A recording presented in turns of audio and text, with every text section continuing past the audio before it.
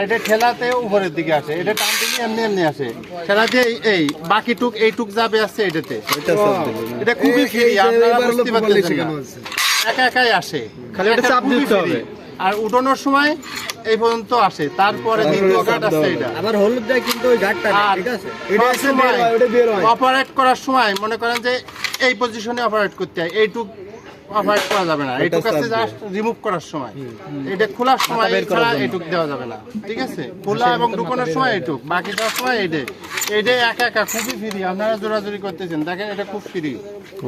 এবার বিষয়টা ভালো। আমাদেরটা ডিজিটাল নিয়ে গেছে, বুঝছো, টান দিলেই হয়।